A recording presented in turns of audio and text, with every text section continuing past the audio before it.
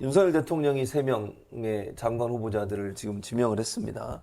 정말 셋 다 그렇게 문제가 많은 사람들을 어떻게 이렇게 잘 골라가지고 3명을 지명했는지 모르겠어요. 일단 신원식 이분, 이분 본인 입으로 그랬잖아요. 군 미필한 사람이 대통령 하면 안 된다. 자기를 그렇게 한 사람을 지명을 해? 이해가 안 되고요. 이분 말한 거 다 아시잖아요. 노무현 전 대통령, 문재인 전 대통령에서 뭐라고 얘기를 했습니까? 악마다 이런 간첩. 표현까지 했죠. 그리고 심지어는 본인 전역식인가는 북진 얘기도 했어요. 그러니까 통일을 그런 방식으로 해야 된다. 아마 그런 것들이 이제 윤석열 대통령한테는 상당히 이제 코드에 맞는 그런 생각이었겠죠. 예. 저는 이분이 전 그렇게 생각해요. 유승민 계거든요. 네. 유승민 후보에게 도지사 경선 때도 후원을 하고 이준석 대표에게도 그 전당대회에서 후원을 하고 근데 이분이 어떻게 하다가 윤석열 정부의 국방장관을 갔나라고 생각을 해보면 누군가의 입김이 분명 들어갔을 거예요. 김행은 김건희 여사의 입김이 들어갔다고 우리가 합리적으로 의심을 하고 있고 유인초는 뭐 MB계 쪽에 입김이 들어갔다고 합리적인 의심을 하잖아요. 과연 신원식을 추천할 수 있는 사람은 누굴까? 신원식의 과거 행적들을 보면은 극우 태극기 부대와 굉장히 혼연일체되어 있는 모습이거든요. 그 전광훈이라는 사람들, 그 주변에 극우 유튜버들, 그 사람들이 항상 대담자로 모시고 좋아하는 사람, 그게 바로 신원식인데 저는 그쪽에 입김이 들어갔을 거라고 보고 정말 셋 다 패급이에요, 한마디로. 정말 극우 내각이 완성되었다라고 할 정도로 이 3명이 그 퍼즐에 딱 맞아 들어가거든요. 과연 인사검증의 기준이 무엇인가, 이 정부에. 극우이면은 오케이인가? 라는 생각까지 들어요. 김행 이분도 사실은 지금 그 위키트리죠. 위키트리 관련해서 계속 얘기가 나오고 처음에는 자기가 자기가 70년대 학번이고 김건희 여사가 70년생인데 어떻게 관계가 있겠냐. 그러다가 나중에 2번 만났대. 그러다가 점점점 이제 뭐 증거들이 나오잖아요. 그러니까 뭐 이제 말이 막 바뀌고 있어요. 거기다가 주식을 자기는 거기하고 관계없고 다 주식 팔았다고 그랬더니 신우이한테 팔고 또 오늘 보니까 무슨 또 실제 거기서 무슨 뭐 돈을 받았다는 얘기까지 나오고 있거든요, 지금. 이거 까도 무슨 연관성이 있는 거예요, 대체 두 사람이? 저는 김건희 여사가 과거에 코바나 콘텐츠를 운영했을 때 위키트리가 5번인가 합작 그 전시회 같은 것을 한 적이 있어요. 그 과정에서 만난 게 아니냐라는 이야기가 있고 모임이 하나 있어요. 제가 그 모임 이름을 까먹었는데 여러 사회적 인사들, 명망가들을 모아가지고 강연도 듣고 하는 그런 모임이거든요. 한 달에 한 번인가 이렇게 월단회라고. 월단회. 일단에. 월단회 같은 멤버로서 그렇게 알고 지낸 사이라고 합리적으로 우리가 생각해 볼 수도 있고 13년도에 처음 봤다고 하는데 저는 그 전에도 봤을 것 같거든요. 위키트리하고 코바나 콘텐츠가 같이 어떤 행사를 한 게 13년도인데 우리가 모르는 사이에서 와달라 이렇게 할 수는 없는 노릇이잖아요. 그 전부터 어떤 뭐 모임이나 사회적 관계나 그런 것이 분명 있었을 것이다 라고 생각하고 뭐 70년대 학번, 뭐 70년대생 뭐 이런 이야기 하는데 나이가 그렇게 사람 관계를 끊고 맺고 하는 기준은 아니잖아요. 참. 제가 이제 지난 21년도 대선 때 윤석열 그 후보 가족 검증 기사를 내면서 제가 2차례 코바나 컨텐츠 해부를 한 적이 있습니다. 그러니까 이제 그 중에 하나가 뭐냐면은 코바나 컨텐츠가 어떻게 성장하게 됐을까? 그 비결이 어디에 있느냐? 그 비결이 어디냐면 이제 언론을 적극 활용한 거거든요. 김건희 여사가.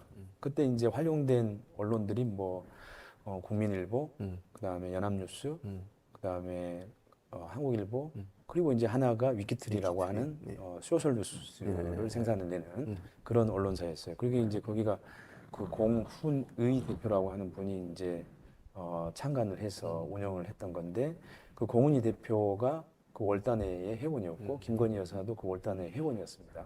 예.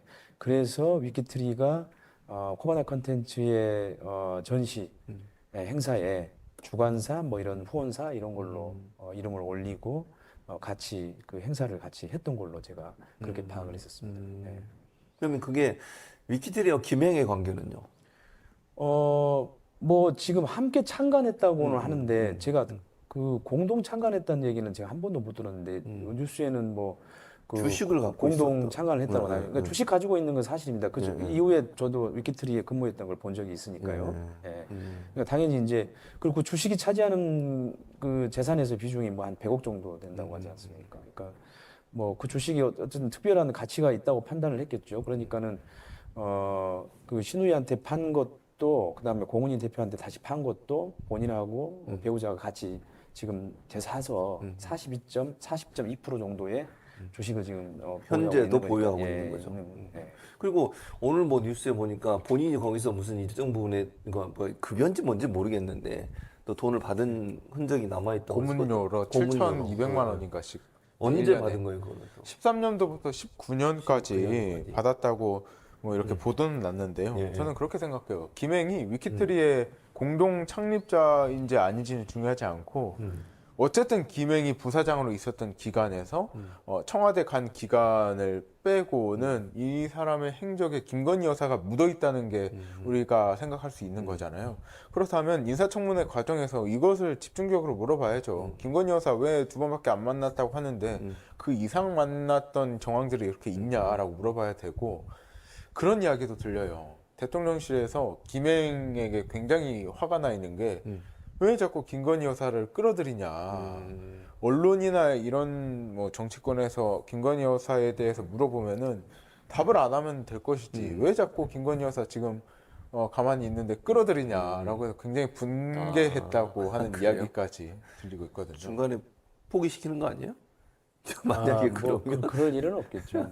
그러니까 결국은 본인이 사실은 그게 정말 문제가 없다고 하면, 두 사람의 관계가 전혀 문제없는 관계였다면 처음부터 그럼 다 얘기를 했겠지. 뭐하러 2번만 만났다 그러고 뭐 70년생 얘기하고 70학번 얘기를 왜 했겠어요? 그러니까 이제 두 사람이 가깝다고 하면 결국은 이제 김행 장관 후보자 지명은 김건희 여사가 입김으로 인사가 했다. 인사에 개입한 거 아니냐라고 그렇게 하는 얘기가 나올 수 비판으로 있죠. 사실 넘어갈 수 있기 때문에 이게 상당히 사실 조심스러운 조심스럽죠. 부분이죠. 그게 그리고 만약 그 이슈가 되면 상당히 위험해지죠. 예, 그래서 이제 아마 뭐 저 같은 경우에도 김행 후보자가 예. 아니, 나 김건희 여사하고 문화예술계에서 만나서 이렇게 알고 있는 사이고 다만 그게 이 인사와는 전혀 상관이 없다라고 얘기를 하든지 하면 되는데 아마도 아까 얘기하신 것처럼 대통령실의 그런 부담감을 충분히 고려한 그런 해명이 아닌가 싶습니다. 아휴, 참 이런 사람들을 왜 임명하는지 모르겠어요. 저는 마지막으로 우리 유인촌. 예, 아니 저는 이제 그 유인촌 장관 임명을 보면서 그 오래전 한겨레 만평이 생각이 났어요. 네. 원래 유인촌 그 후보자가 드라마 전원일기에서 양촌이 김 회장의 맞아요. 둘째 아들로 나오지 네, 않습니까? 그렇습니다. 굉장히 굉장히 좋게 나옵니다. 이미지가 좋았죠. 예, 예. 그때는. 그 이미지 때문에 사실 배우로서도 이미지가 좋아진 건데. 네. 근데 이제 뭐 그 국회에서 그 욕설한 네, 것들이 맞아요. 방영이 됐지 않습니까? 사진 기자들한테. 그래서 네. 한겨레에 만평이 실렸는데 그 만평이 뭐냐면은 그 양촌이 주민들이 수군거리는 거예요. 김 회장님 둘째 아들 서울 가서 조폭됐다며. 근데 이런 식의 만평이 만평이. 있었습니다. 그래서 저는 이제 그게 가장 먼저 생각이 났고 그리고 이제 유인촌 장관을 후보로 딱 지명한 걸 보면서 그 이미 또 이동관도 지목했지 않습니까? 네, 그랬죠. 방통위원장으로 네. 임명을 했고 네. 그러면서 윤석열 정부는 이명박 대통령이 수렴총장하고 있구나 라는 생각을 했습니다. 예. 예전부터 그런 얘기가 좀 있었죠. 예, 아니 왜냐하면 윤석열 대통령은 사실 그 후보 시절에 대선 후보 시절에 조직이 없지 않습니까? 없죠. 네, 예, 그러니까 이제 정치권에. 친이계 조직들이 대거 들어가서 경선을 승리로 이끌어냈고 그렇죠. 그다음에 이제 본선까지 승리로 이끌어내면서 사실 지금 그 공과를 사실 이제 그런 식의 인사로 보답을 받고 있는 건데요. 그렇죠. 예. 그러니까 보세요. 권성동, 장제원도 마찬가지고. 예. 지금 뭐 김태효, 그다음 비서실장 김대기, 그다음 김은혜, 방통위원장 이재호, 뭐 그렇죠. 민주화 예, 기념재단 민주화 이사장 예. 다 거기가 있어요, 다. 아니 유인촌이 누구예요? 저는 그 생각이 들어요. 아니 요즘 분들 유인촌 기억도 이제 잘 못해요. 이분이 70이 넘으셨거든요. 60대 10년 전에 장관을 하셨던 분인데 과연 문화예술체육에 이제 어떤 일가견이고 인사이트가 있느냐 그런 생각이 먼저 들고, 지금 뭐 이제 뉴진스니 케이팝이니 연예계도 세대 교체가 되고 있고 예술계도 세대 교체가 되고 있잖아요. 근데 네. 유인촌 장관 뭐 한 30년 전, 40년 전 사람을 예. 이렇게 끌어다가 장관을 시키면 무슨 문화예술 정책이 새롭게 만들어질 수 있겠어요? 라는 생각이 들고, 결국에는 MB계의 입김도 그렇지만은 네. 윤석열 대통령에게 아부 잘하는 사람 이런 사람들만 기용한 것 같아요. 김행도 그렇고요, 신원식도 그렇고 네. 유인촌도 그렇다고 봐요. 과거에 그런 일이 있었잖아요. 이승만 전 대통령이 광나루에서 낚시를 하고 있는데 이익흥이라는 내무장관, 그때 경기지사를 겸임하고 있었는데 그 사람이 이승만 대통령이 방귀를 뀌니까 각하 시원하시겠습니다. 이런 사람이었다는 거 아니에요. 그런 사람들만 장관으로 쓴다. 그렇게 되면 나라의 명운이 어떻게 되겠습니까?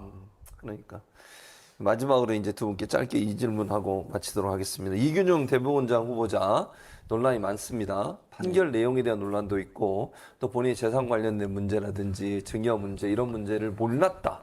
이렇게 답변을 법 대법원장이에요. 법이 바뀐 줄 몰랐다. 이게 해명이 되는지 저는 대법원장 후보자가 법이 바뀐 줄 몰랐대요. 그러니까 이분은 법대로 사신 분이 아니고 법을 위반하면서 사신 분 같은데요. 그러니까. 근데 아니 법관이고 본인이 대법원장이 될 사람이 법이 바뀐 걸 몰라서 그랬다고 하는 게 과연 말이 되냐는 거예요. 도저히 이해가 안 되고 박 부의장은 이거 어떻게 민주당이 처리해야 한다고 생각하세요? 저는요, 이 대법원장의 뉴스를 계속 보면서 그런 생각을 해요. 아니, 남에게는 정말 철두철미하고 정말 1cm 단위로 이렇게 잣대를 들이밀면서 자기에게는 이렇게 편한다? 법 없이도 사는 사람을 우리가 볼 수도 있잖아요. 성직자 이런 분들. 최진봉 목사님도 목사님이니까 참 법 없이도 사는 분이거든. 근데 법이 없는 것처럼 사는 사람들이 우리 사회에 있어요. 그게 법관이 되고 판사가 되면 저런 사람일 수도 있겠다. 어떤 법관이 이 법의 체계상 좀 잘못된 부분, 그것을 좀 악용해서 이용하고 있고, 그 사람이 어떤 승승장구를 하고 결국 대법관이 된다? 이 역사가 과연 우리 사법 체계에서 옳은 역사일까라는 생각을 먼저 하게 돼요. 그러니까 저는 그래서 민주당이 자꾸 이거 가지고 고민하고 있는 것 같아요. 그걸 고민하면 안 된다고 보면 부결시켜야 돼요. 아니 대법원장이잖아. 이게 무슨 일개 판사도 아니고 대법원장이 누가 되느냐에 따라서 임기도 이제 계속 보장이 되잖아요. 이런 사람이 대법원장 돼가지고 제대로 판결을 내릴 수 있겠어요? 본인도 안 지키는데? 그러니까 지금 이제 시중에서 윤석열 정권을 박보검 정권이라고 얘기를 하는데 그게 이제 이명박 네. 보수 검찰 이거거든요. 이제 배우 박보검 씨한테는 굉장히 미안한 얘기지만 죄송한 어쨌든 그 보수 중에 한 사람이 바로 이 이균영 대법원장에 해당되는 사람이거든요. 그러니까 이분은 국가 공권력 행사에 대해서는 그래도 개인의 권리를 좀 인정을 하는 편이고 그 나머지는 대체적으로 그 판결들을 보면 굉장히 강한 보수성을 지니고 있어요. 그러니까는 약자 감수성이 거의 없고요. 가해자 관점에서 판결을 내리고 있고요. 그러니까 이런 정도, 그 다음에 그 외에 위법한 사안들이 여럿 있었죠. 그러니까 이 정도면은 사실은 당연히 사실 임명되지 말아야 하죠. 예. 그리고 어차피 이제 대법원장이라고 하는 거는 국회의 동의를 얻어야 되는 거기 때문에 네, 맞습니다. 국민이 그 준 권력을 행사하면 될 것 같아요. 그러니까 입법, 사법, 행정의 한 가지의 수장이잖아요. 네. 그 상권 분리의 수장인데 이 사람은 정말 잘 뽑아야 되는 게요. 이 사람이 성범죄 사건에 대해서 3건 중에 한 건은 감형을 해줘요. 근데 이 기간이 어떤 기간이었냐면 N번방이니 성착취니 이게 굉장히 논란이 되고 있었고 이 법의 판결이라는 게 시대의 흐름에 따라갈 수밖에 없잖아요. 근데 그 시대의 흐름이 있음에도 그냥 지 생각대로 지가 이제까지 살아왔던 역사대로 생각하고 판결을 내렸다는 거고 이게 어떤 결하고 일치하냐면요. 우리 커뮤니티의 극우들 보면요. 일종의 성범죄 범죄자를 약간 좀 처벌을 약화해야 된다라고 주장하는 그 극우 세력들이 있어요. 그 사람들과 참 일맥상통하는 사람이다. 그래서 대법원장의 후보로까지 이렇게 올라갈 수 있었나라는 의심까지 하고 참 사법부의 수장이 될 사람인데도 윤석열 정부와 결이 맞는 사람이다라는 생각을 해요. 그러니까 중립성을 지킬 수 없어요. 왜냐하면 절친의 절친이라잖아. 윤석열 대통령 절친의 절친. 저는요 민주당이 좌고우면하지 말고 이런 분들 부결시켜야 그러라고 입법권 준 거 아닙니까? 169석이나 갖고 저 눈치 보고 역풍생하고 이러지 마시고요. 효능감 있게 일 좀 하세요. 민주당원들이나 국민들이 뭘 원하고 있는지 하는 부분. 뭐 역풍 안 불어요. 걱정하지 마세요. 뭘 그렇게 걱정을 해. 아유 진짜 순풍 불거나 걱정하시고요. 바람 불지도 않는데 무슨 역풍이 나와요. 어쨌든 자 오늘 마치도록 하겠습니다. 예. 오늘 두 분 감사합니다. 구영식 기자님 그리고 박 부의장님 오늘 와주셔서 감사드리고 오늘은 이만 여러분과 인사드리도록 하겠습니다. 수고 많으셨습니다. 네, 고맙습니다. 감사합니다.